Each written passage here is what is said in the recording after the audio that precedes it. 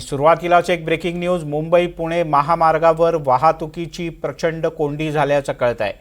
शिवजयंतीच्या निमित्तानं सुट्टी असल्यानं ही वाहतुकीची कोंडी झाल्याचं कळतंय। खंडाळा घाटात वाहतूक अतिशय संथ गतीनं सुरू आहे।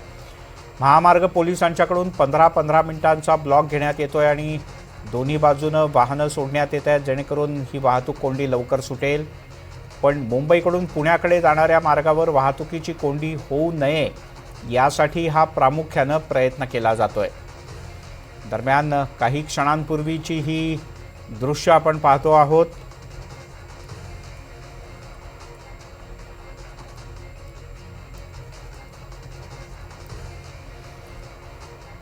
मोठ्या प्रमाणात वाहतुकीची कोंडी पुण्याहून मुंबईला येण्याच्या मार्गावर खंडाळा घाटात वाहतुकीची मोठी कोंडी झाली आहे। तुर्तास तरी कोणताही मोठा अपघात इथे झालेला नाही, पण शिवजयंती हे याचं मुख्य कारण आहे। जोडून सुट्ट्या आल्यामुळे किंवा गड किल्ल्यांच्या कडे गेलेले लोक आता परतू लागलेत, त्यामुळे घाटामध्ये वाहतुकीची कोंडी झाल्याचं कळत आहे।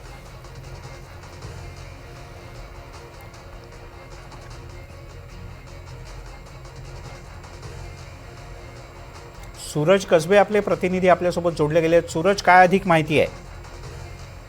जर आपण पाहिले तर सलग सुट्ट्या लागून आल्यात। आज शिवजयंतीचा उत्सव संपूर्ण राज्यात पाहायला मिळतं।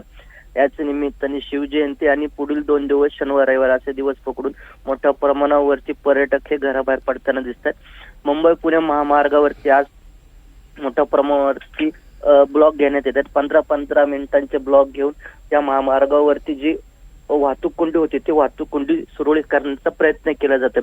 पुण्याकडून मुंबईकडे जाणाऱ्या लेनवरील वाहतूक थांबून पुन्हा मुंबईच्या दिशेनेची जी वाहतूक आहे ती सोडली जाते। त्यानंतर पुन्हा त्याच पद्धतीने मुंबईच्या महामार्गावरील वाहतूक थांबून पुन्हा पुण्याच्या दिशेची जी वाहतूक आहे ती सोडवली जात असल्याचं पाहायला मिळतं।